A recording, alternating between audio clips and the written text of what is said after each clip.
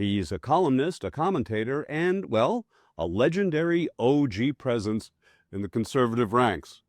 He's the always insightful George Will, and as you're about to see in today's featured clip, George slays the audience on Real Time with Bill Maher last night in one of the best examples of intelligence unleashed against the cacophony of abject stupidity it seems we must sift through each and every day.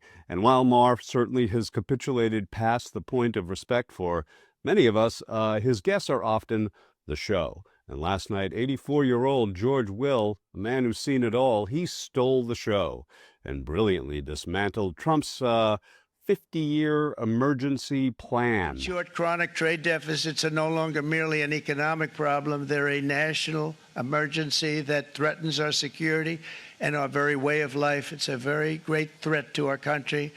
And for these reasons, starting tomorrow, the United States will implement reciprocal tariffs on other nations.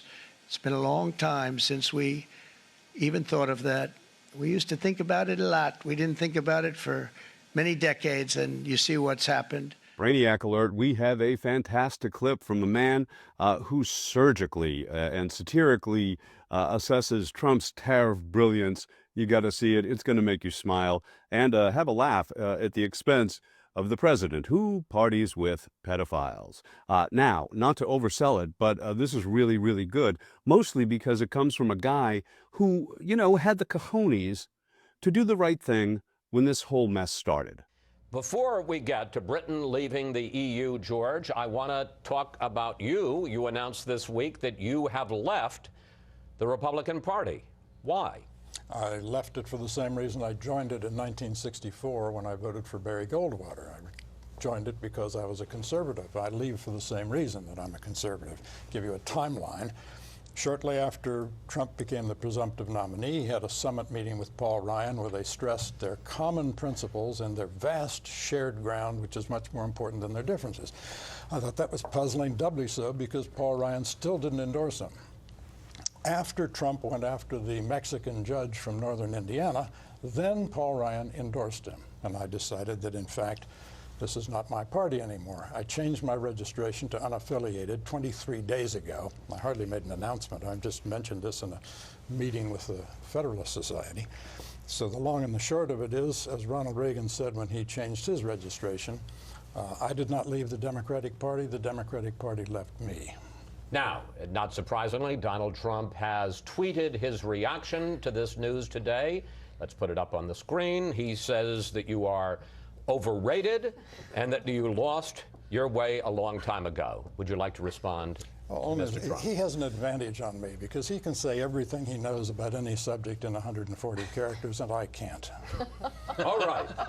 Yeah, with a will, there's a way. That's what my dad used to say. And last night, George Will showed Bill Maher the way to conceptualize the deeply complicated and complex aspects of Trump's oxymoronic tariff trifles. It's our featured story, so let's let the reigning OG of the Federalist Society spin up some great political sarcasm.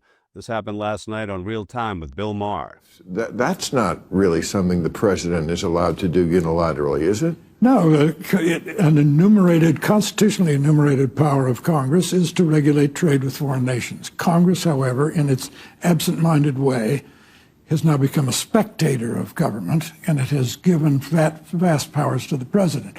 Either it gave them to him in the statute that he cites, which doesn't mention tariffs and has never been used by a president for this, or they have given it to him, in which case it's an unconstitutional delegation of legislative power.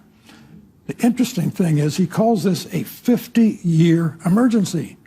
That's an oxymoron. Something that lasts 50 years is a situation. The emergency is that we have trade deficits. Bill, I have a chronic, incurable trade deficit with my barber. Once a month, I buy a haircut from her. She buys nothing from me. She has a trade deficit with Iowa because she buys corn products and pork, and no Iowan ever comes to Washington to get a haircut. Amazingly, it works somehow. George Will said that he became a Republican in 1964 to vote for Barry Goldwater. 1964 in America, long time ago. Let's check out this ad for Goldwater's campaign from 1964. It's amazing how TV's influence is just emerging. And the message, well, it's sobering, given the compromat president, who it appears is ready to cave to the Ruskies.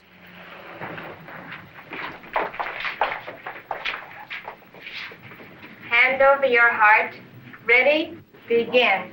I pledge allegiance to the flag of the United States of America. Оглядывайтесь, мы вас не добили под Сталинградом, на Украине, в Беларуси. Republic for which it stands, one nation under God, indivisible. Против нас и будете опять готовить нападение, мы так ухнем. And justice for all.